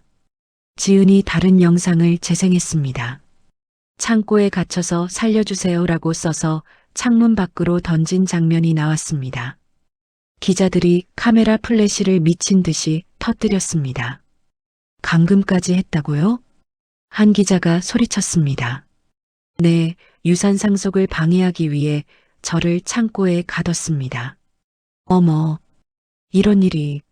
나이 많은 여기자가 고개를 저었습니다. 현장에 있던 경찰이 소란을 피우는 최말자와 민석에게 다가갔습니다. 업무 방해 및 명예훼손 혐의로 동행하겠습니다. 아니야. 우리는 잘못한 게 없어. 최말자가 발버둥 쳤지만 경찰에게 끌려갔습니다. 조작이라고, 다 거짓말이라고. 민석도 소리치며 끌려나갔습니다. 지은이 마지막으로 마이크에 입을 댔습니다. 저는 이제 제 아이와 함께 당당하게 살겠습니다. 그리고 이런 일이 다른 며느리들에게는 일어나지 않기를 바랍니다. 기자회견장이 박수로 가득 찼습니다. 지은 씨, 현재 아이 상태는 어떻습니까? 한 기자가 질문했습니다. 수술을 성공적으로 마쳤고 완전히 회복될 예정입니다. 앞으로 계획은 아버지의 부엌 사업을 계속 키워나갈 예정입니다. 그리고 학대 피해 여성들을 위한 재단도 만들고 싶습니다. 기자회견이 끝난 후 지은은 도진과 함께 복도로 나왔습니다. 끝났네요. 네, 이제 정말 끝이에요. 뉴스는 실시간으로 이 소식을 보도했습니다. 만삭 며느리 학대한 시어머니 긴급 체포 김장철 지옥, 충격적인 CCTV 영상 공개 친정아버지 장례식도 못 가게 한 악독한 시댁. 인터넷은 지은을 응원하는 댓글로 넘쳐났습니다. 지은 씨 너무 고생했어요. 저런 시어머니는 감옥에 평생 있어야 해. 아이 건강하게 자라길 빌어요. 지은의 회사 홈페이지에는 주문이 폭주했습니다. 응원의 의미로 주문합니다. 힘내세요. 좋은 엄마예요. 지은은 휴대폰을 보며 눈물을 흘렸습니다. 정말 많은 분들이 응원해 주시네요. 당연하죠. 진실은 통하는 거예요. 도진이 지은의 어깨를 두드렸습니다. 그날 저녁 뉴스는 이 사건을 톱뉴스로 다뤘습니다. 전 국민의 공분을 산 시어머니 학대 사건, 경찰은 가중 처벌을 검토하고 있다고 밝혔습니다. 지은은 병원에서 바라를 보며 말했습니다. 바라야, 이제 정말 자유롭게 살 수 있어. 재판 당일 가정법원 앞은 최말자의 엄벌을 촉구하는 시위대로 인산인해를 이뤘습니다. 시민들이 손수 만든 피켓들이 법원 앞을 가득 메웠습니다. 만삭 며느리 학대범 처벌하라. 아동학대 엄벌하라. 지은 씨를 응원합니다. 지은이 법원에 도착하자 시민들이 박수를 쳤습니다. 지은 씨, 힘내세요. 우리가 응원해요. 고맙습니다. 정말 고맙습니다. 지은이 고개 숙여 인사했습니다. 한편 최말자와 민석은 죄수복을 입은 채 고개를 숙이고 법정에 들어섰습니다. 기자들의 카메라 플래시가 쏟아졌습니다. 최말자 씨, 할 말 있습니까? 후회되지 않습니까? 기자들의 질문에 최말자는 아무 대답도 하지 않았습니다. 법정 안은 방청객들로 가득 찼습니다. 대부분 지은을 응원하는 사람들이었습니다. 재판을 시작하겠습니다. 판사가 입장하자 법정이 조용해졌습니다. 피고 최말자, 민석은 가정폭력, 감금, 아동학대 치상 등의 혐의로 기소되었습니다. 검사가 일어나서 기소 내용을 읽었습니다. 피고들은 임신한 며느리를 장시간 강제 노동시키고 친정아버지 장례식 참석을 막았으며 창고에 감금했습니다. 또한 이러한 학대로 인해 태아가 심장병을 앓게 되었습니다. 검사의 말에 방청석에서 한숨이 나왔습니다. 최말자의 변호사가 일어섰습니다. 피고는 깊이 반성하고 있으며 반성문도 작성해 왔습니다. 변호사가 두꺼운 종이 뭉치를 제출했습니다. 판사가 반성문을 훑어보더니 표정이 굳어졌습니다. 이게 반성문입니까? 변명과 핑계로만 가득하네요. 피고는 예전에는 다 그렇게 살았다. 며느리가 예민해서 그랬다라고 쓰고 있습니다. 판사가 반성문을 내려놓으며 혀를 찼습니다. 이제 증인 신문을 시작하겠습니다. 지은의 아이를 담당한 의사가 증인석에 섰습니다. 산모의 극심한 스트레스가 태아 심장 발달에 미치는 영향에 대해 설명해 주세요. 임신 중 지속적인 스트레스는 태아의 심혈관계 발달에 악영향을 줄 수 있습니다. 의사가 의학 자료를 보여주며 설명했습니다. 특히 임신 후기의 물리적, 정신적 학대는 매우 위험합니다. 이 사건의 피해자 경우는 어떻습니까? 영상을 보면 극심한 학대 상황이었습니다. 이것이 아이의 선천성 심장병 악화에 영향을 줬을 가능성이 높습니다. 다음으로 김명인이 증인석에 나왔습니다. 지은 씨 아버지와는 어떤 관계이셨나요? 30년 넘게 함께 일한 동료였습니다. 아버지가 딸을 얼마나 아꼈는지 말해주세요. 지은이가 세상에서 가장 소중했습니다. 딸을 위해 평생 비법을 연구하셨죠. 김명인의 증언에 지은이 눈물을 흘렸습니다. 만약 아버지가 살아계셨다면 어떻게 하셨을까요? 시댁 사람들을 절대 용서하지 않으셨을 겁니다. 마지막으로 지은이 증인석에 섰습니다. 그날 김장할 때 어떤 기분이었나요? 배가 너무 아팠어요. 아이가 계속 움직였죠. 지은이 떨리는 목소리로 말했습니다. 아버지 장례식에 못 간 심정은 어땠나요? 죽고 싶었어요. 아버지께 너무 죄송했고, 지은이 목이 메어 말을 잇지 못했습니다. 방청석 곳곳에서 흐느끼는 소리가 들렸습니다. 검사가 최종 변론에 나섰습니다. 피고들의 행위는 인간으로서 해서는 안 될 극악한 범죄입니다. 임신한 여성을 학대하고 태아의 생명까지 위험하게 했습니다. 법정 최고형을 구형합니다. 피고 측 변호사가 반박했습니다. 피고들은 나름대로 며느리를 교육하려 했을 뿐입니다. 하지만 방청석에서 야유가 쏟아졌습니다. 교육이 저래요? 말이 됩니까? 판사가 정숙을 요구했습니다. 최말자가 최후 진술에 나섰습니다. 저는 잘못한 게 없어요. 최말자가 눈물을 흘리며 말했습니다. 옛날에는 다 그렇게 살았어요. 시어머니가 며느리 가르치는 게 당연했고, 그런데 요즘 며느리들은 너무 예민해요. 최말자의 말에 방청석에서 탄식이 나왔습니다. 마지막까지 반성이 없네요. 저러니까 며느리가 도망간 거지. 민석도 일어났습니다. 저도 억울합니다. 제가 뭘 잘못했나요? 아내가 아버지 장례식 가려고 하니까 김장이 걱정돼서 말린 거고, 때린 것도 아내가 어머니께 대들어서 교육 차원이었어요. 민석의 말에 판사가 한숨을 쉬었습니다. 피고인들의 반성하지 않는 태도에 매우 실망스럽습니다. 판사가 판결문을 읽기 시작했습니다. 피고 최말자는 가정폭력, 감금, 아동학대 치상 혐의로 징역 3년을 선고합니다. 피고 민석은 가정폭력, 감금, 아동학대 치상 혐의로 징역 2년 6월을 선고합니다. 또한 피고들은 피해자에게 위자료 5억 원을 지급하라. 친권 및 양육권은 모두 원고에게 있으며 피고들의 접근을 금지합니다. 방청석에서 박수가 터져 나왔습니다. 만세, 잘됐다. 최말자가 법정 바닥에 주저앉아 통곡했습니다. 안 돼. 내가 뭘 잘못했다고. 민석은 멍하니 허공만 바라보고 있었습니다. 이건 꿈이야. 꿈이라고. 지은은 승소 판결문을 손에 쥐고 법원을 나섰습니다. 기다리던 시민들이 박수를 보냈습니다. 축하드려요. 정의가 승리했어요. 지은이 하늘을 올려다보며 속삭였습니다. 아버지, 다 끝났어요. 이제 바라와 행복하게 살 수 있어요.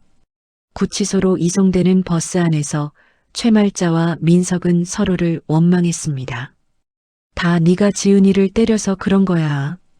어머니가 김장을 시켜서 그렇잖아요. 너희들 조용히 해. 교도관이 제지했지만 둘은 계속 싸웠습니다.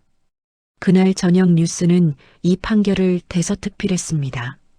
며느리 학대 시어머니에게 실형 선고, 국민들 환영.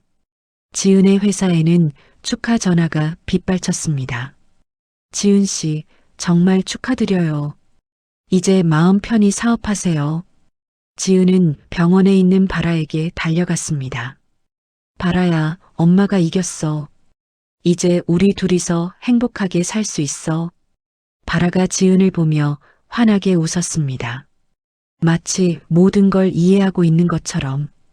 1년 후 감옥에서 나온 민석은 완전히 다른 사람이 되어 있었습니다. 전과자라는 딱지가 붙은 그는 어디서도 제대로 된 일자리를 구할 수 없었습니다. 이력서에 전과 기록이 있네요. 죄송합니다. 저희는 전과자는 뽑지 않습니다. 면접장마다 차가운 거절이 이어졌습니다. 결국 민석은 건설 현장에서 일용직을 하게 됐습니다. 야, 너 그 며느리 때린 놈 아니야? TV에서 봤는데 완전 악질이던데. 동료들도 민석을 멀리했습니다. 점심시간에도 혼자 구석에서 밥을 먹어야 했습니다. 왜 내 인생이 이렇게 됐지? 민석이 혼자 중얼거렸습니다. 저녁이 되면 민석은 술집으로 향했습니다. 하루 번 돈의 대부분을 술값으로 써버렸습니다. 사장님, 소주 한 병 더요. 손님, 벌써 5병째인데. 괜찮아요. 돈은 있어요. 술에 취한 민석은 길거리를 비틀거리며 걸었습니다. 어느 날 밤 너무 취해서 지은의 회사 앞까지 찾아갔습니다. 지은아, 지은아. 민석이 회사 로비에서 고함을 쳤습니다. 한 번만 만나자. 한 번만. 경비원들이 달려왔습니다. 여기서 뭐 하시는 거예요? 내 아내야. 내 아내를 만나러 왔어. 지은 대표님과는 이미 이혼하신 거로 알고 있는데요. 그래도 한 번만. 제발 한 번만. 민석이 바닥에 무릎을 꿇고 빌었습니다. 죄송하지만 나가셔야겠습니다. 경비원들이 민석을 밖으로 끌어냈습니다. 내가 뭘 잘못했다고. 뭘 잘못했다고. 민석이 길거리에서 소리를 질렀습니다. 지나가는 사람들이 손가락질했습니다. 저 사람 이상한데? 술에 완전히 취했네. 한편 최말자의 상황은 더욱 비참했습니다. 위자료와 소송 비용 때문에 집과 땅을 모두 경매로 넘겨야 했습니다. 이게 마지막입니다. 더 이상 미룰 수 없어요. 법원 직원이 경매 통지서를 건넸습니다. 최말자는 짐을 보따리에 싸서 쪽방촌으로 이사했습니다. 3평 남짓한 작은 방이 그녀의 새로운 보금자리였습니다. 이런 곳에서 어떻게 살라는 거야? 곰팡이 냄새가 나는 방에서 최말자는 한숨만 내쉬었습니다. 생활비를 벌기 위해 폐지를 줍기 시작했습니다. 새벽 5시부터 리어카를 끌고 동네를 돌아다녔습니다. 아줌마, 폐지 좀 주세요. 저리 가요. 우리도 팔아야 해요. 다른 폐지 줍는 할머니들과 싸우기도 했습니다. 하루 종일 돌아다녀도 버는 돈은 고작 1만 원 남짓이었습니다. 저녁에는 무료 급식소에서 밥을 얻어먹었습니다. 할머니, 여기 앉으세요. 자원봉사자가 최말자에게 밥을 줬습니다. 고맙습니다. 최말자는 처음으로 고개를 숙여 인사했습니다. 급식소 TV에서는 지은의 성공 소식이 나오고 있었습니다. 아버지의 부엌 지은 대표, 올해 매출 100억 돌파, 학대 피해 여성 지원 재단 설립, 따뜻한 나눔 실천. 최말자는 TV 속 지은을 보며 주먹을 꽉 쥐었습니다. 저 돈이 다 내 것이었을 텐데. 옆에 앉은 할머니가 말했습니다. 저 사람 며느리 괴롭힌 시어머니 닮았네요. TV에서 봤는데 정말 악독하더라고. 최말자는 얼굴을 가리고 자리를 피했습니다. 동네 사람들도 최말자를 알아봤습니다. 저 할머니 그 악독한 시어머니 맞죠? 맞아요. 며느리 잡아먹으려다가 천벌 받은 거죠. 쟤도 이제 폐지 줍니다. 인과응보야. 사람들의 수군거림에 최말자는 고개를 들 수 없었습니다. 가출했던 연인은 다단계 사기에 휘말려 더욱 비참한 신세가 됐습니다. 언니, 이것만 팔면 대박이에요. 친구의 꼬임에 넘어가 전 재산을 투자했다가 모두 잃었습니다. 돈 다 어디 갔어요? 그게 회사가 문을 닫았어요. 연희는 빚더미에 앉아 가족들과 연락을 끊었습니다.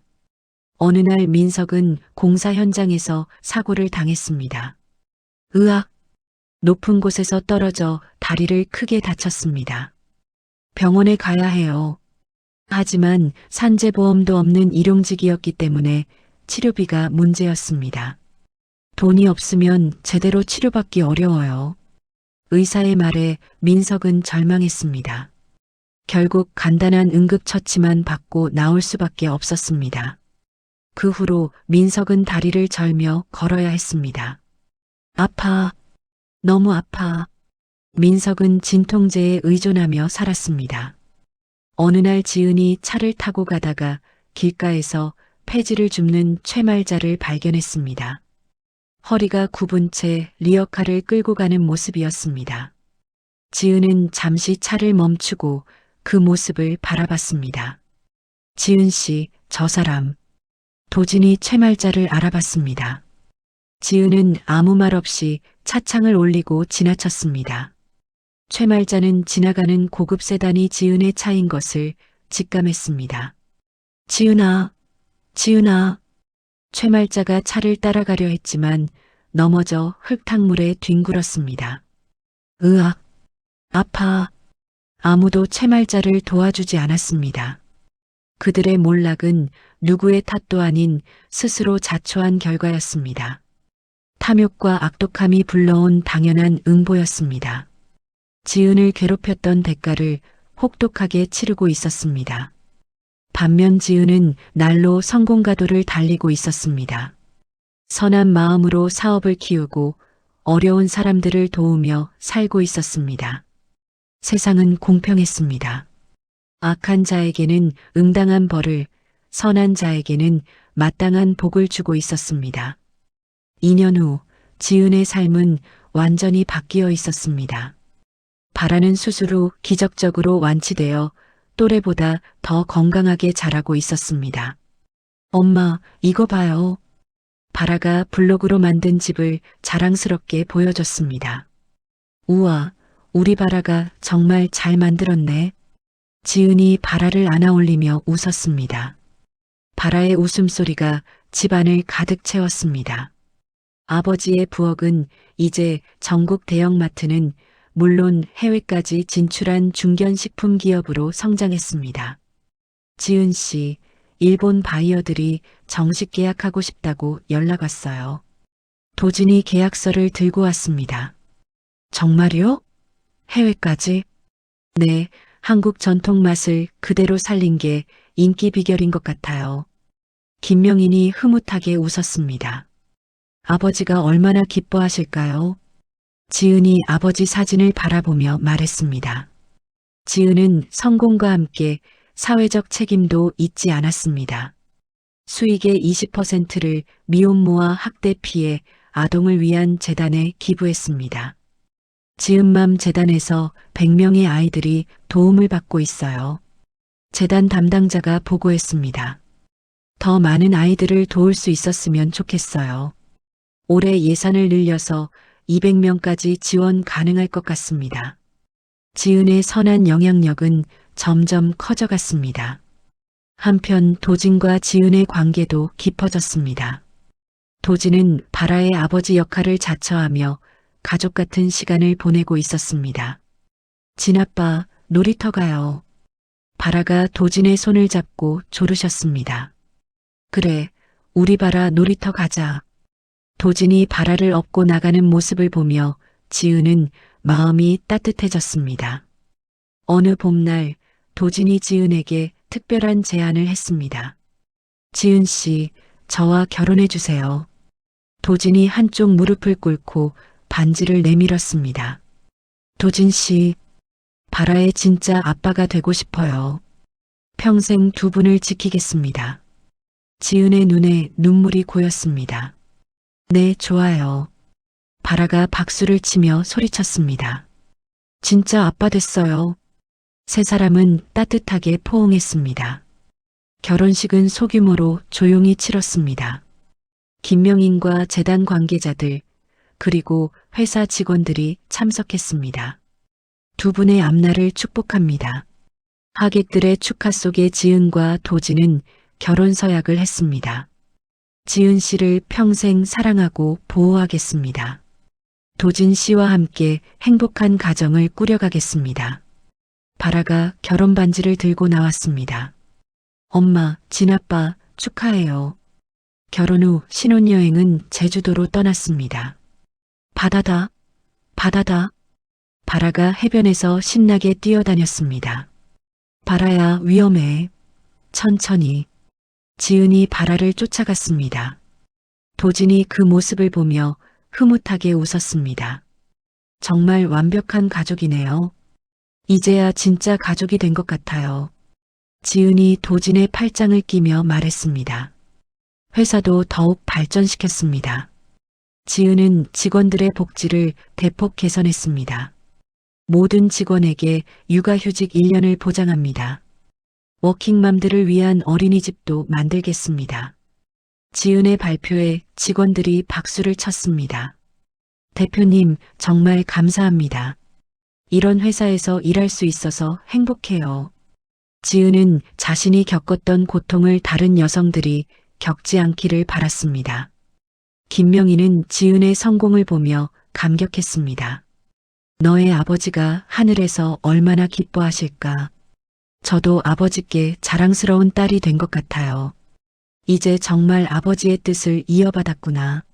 지은의 성공 스토리는 다큐멘터리로 제작되어 방영됐습니다. 시련을 극복하고 성공한 여성 CEO 지은 씨의 이야기. 전국의 며느리들과 여성들에게 큰 용기를 주었습니다. 저도 지은 씨처럼 용기 내서 새 출발하겠어요. 포기하지 않으면 희망이 있다는 걸 알았어요. 시청자들의 응원 편지가 쏟아졌습니다. 지은은 바라와 함께 아버지 산소에 자주 찾아갔습니다. 할아버지, 바라가 이렇게 컸어요. 엄마가 성공해서 할아버지도 자랑스러우시죠? 바라가 할아버지 사진에 꽃을 바쳤습니다. 어느 날 저녁 지은은 새로운 김치 레시피를 개발하고 있었습니다. 엄마, 뭐해요? 바라가 궁금해했습니다. 할아버지가 남겨주신 요리법을 더 발전시키고 있어. 나도 배우고 싶어요. 그래, 우리 바라도 할아버지 비법을 배워보자. 지은이 바라에게 간단한 요리를 가르쳐 주었습니다. 이렇게 조물조물하는 거예요? 맞아, 정말 잘하네. 바라의 작은 손이 김치를 정성스럽게 버무리고 있었습니다. 그 모습이 어린 시절 아버지와 함께했던 추억과 닮아 있었습니다. 아버지, 이제 바라에게도 전수할 수 있어요. 지은이 아버지 사진을 바라보며 속삭였습니다. 마침내 지은은 과거의 상처를 완전히 치유했습니다. 악몽 같았던 시댁 생활은 이제 먼 과거의 일이 되었습니다. 대신 사랑하는 남편과 건강한 아들, 그리고 성공한 사업이 있었습니다. 무엇보다 많은 사람들에게 희망을 주는 삶을 살고 있었습니다. 지은의 인생은 완전히 새롭게 태어났습니다. 아버지의 사랑과 유산이 딸의 삶을 지켜준 것입니다. 그리고 그 사랑은 이제 바라에게로 이어져 계속될 것이었습니다. 5년 후 화창한 봄날이었습니다. 지은은 도진, 바라, 그리고 김명인과 함께 아버지의 산소를 찾았습니다. 할아버지, 우리 왔어요. 바라가 해맑게 인사했습니다. 이제 7살이 된 바라는 건강하고 똑똑한 아이로 자랐습니다. 심장 수술의 흔적은 찾을 수 없을 만큼 완전히 회복됐습니다. 아버지, 오늘은 특별한 날이에요. 지은이 산소 앞에 아버지가 좋아하시던 백김치와 따뜻한 밥 한 그릇을 놓았습니다. 도진 씨를 정식으로 소개드리고 싶어서 왔어요. 도진이 아버지 묘비 앞에서 깊이 인사했습니다. 아버님, 저는 강도진입니다. 지은 씨와 바라를 평생 지키겠다고 맹세드립니다. 좋은 사위를 얻으셨네요. 김명인이 미소를 지으며 말했습니다. 바라가 할아버지 사진에 직접 따온 들꽃을 바쳤습니다. 할아버지, 저 이제 할아버지 김치 만드는 법 배우고 있어요. 진짜요? 우리 바라가? 지은이 놀라워했습니다. 네, 엄마가 가르쳐 줬어요. 진짜 맛있어요. 바라가 자랑스럽게 말했습니다. 지은은 바라의 말에 가슴이 뭉클해졌습니다. 아버지의 유산이 손자에게까지 이어지고 있는 것이었습니다. 아버지, 딸이 이제 정말 행복해요. 지은이 아버지 사진을 어루만지며 말했습니다. 힘든 시간도 있었지만 결국 아버지 덕분에 이렇게 좋은 사람들을 만났어요. 도진이 지은의 손을 잡았습니다. 우리 가족이 이렇게 화목할 수 있는 것도 아버님 덕분입니다. 김명인도 고개를 끄덕였습니다. 영수가 하늘에서 정말 기뻐하고 계실 거야. 할아버지도 우리 가족 되신 거죠? 바라가 김명인의 손을 잡으며 말했습니다. 그럼 우리 바라의 할아버지 집. 산을 내려오는 길, 세 사람의 뒷모습은 완벽한 가족의 모습이었습니다. 따뜻한 햇살이 그들을 부드럽게 비춰주고 있었습니다. 도진 씨, 이제 정말 봄이 온 것 같아요. 지은이 환하게 미소 지으며 말했습니다. 네, 우리 가족에게는 영원한 봄이에요. 도진이 대답했습니다. 바라가 두 사람 사이에서 손을 잡고 폴짝폴짝 뛰었습니다. 엄마, 진아빠 사랑해요. 우리도 바라 사랑해. 지은과 도진이 동시에 대답했습니다. 그날 저녁 집으로 돌아온 지은은 새로운 제품 개발에 몰두했습니다. 아버지의 비법을 현대적으로 해석한 건강식품이었습니다. 엄마, 뭐 만들어요?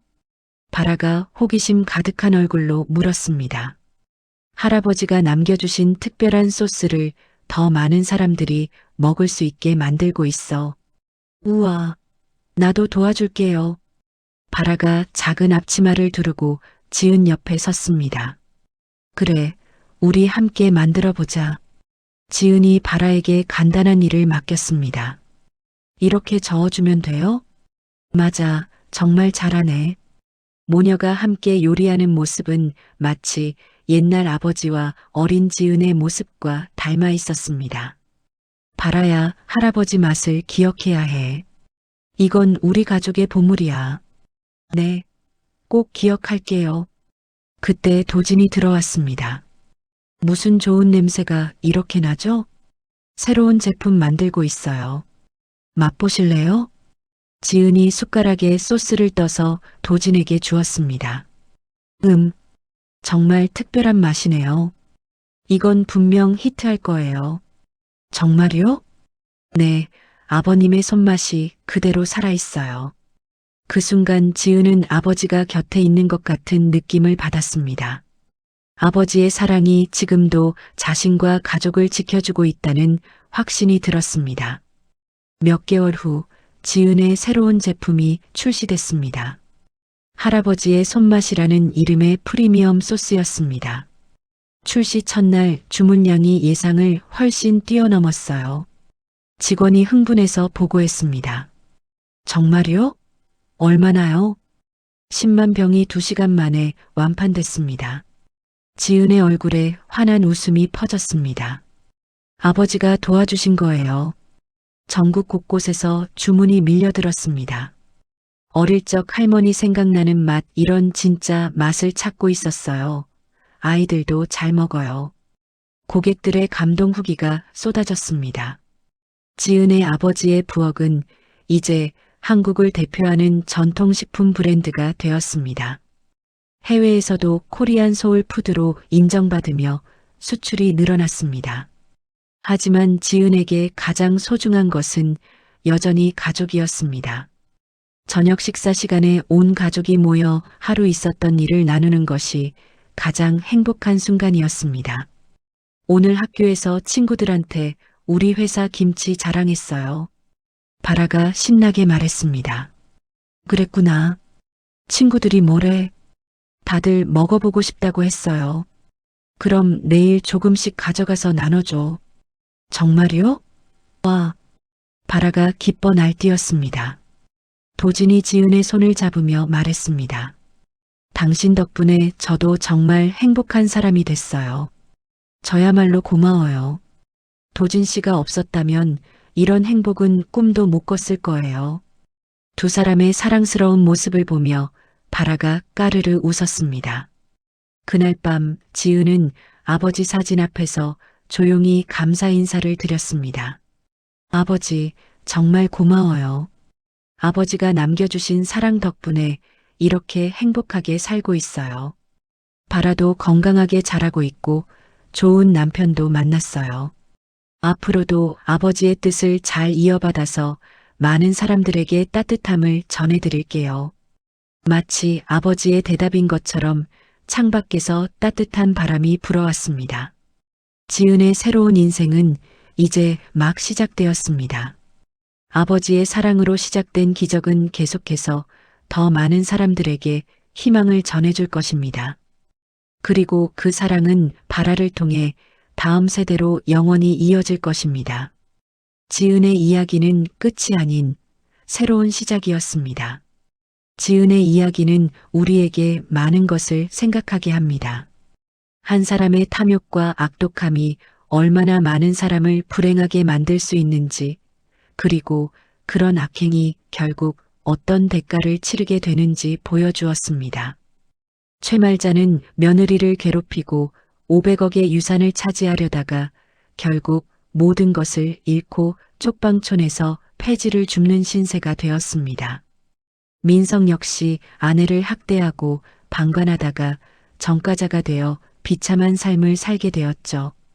반면 지은은 아버지의 사랑과 유산으로 새로운 인생을 시작했습니다. 힘든 시간을 견디고 올바른 길을 걸어온 결과 사랑하는 가족과 성공한 사업을 모두 얻을 수 있었습니다. 세상은 결국 공평합니다. 선한 마음으로 살아가는 사람에게는 복이, 악한 마음으로 살아가는 사람에게는 그에 맞는 결과가 따르게 마련이죠. 우리 모두 지은처럼 어려움 속에서도 희망을 잃지 않고 선한 마음으로 살아갔으면 좋겠습니다. 이야기를 끝까지 들어주신 분이 계시다면 시청해 주셔서 진심으로 감사드립니다. 구독, 좋아요 해주신 모든 분들께 늘 건강과 행운이 함께 하시길 바랍니다. 앞으로도 좋은 이야기로 보답하겠습니다.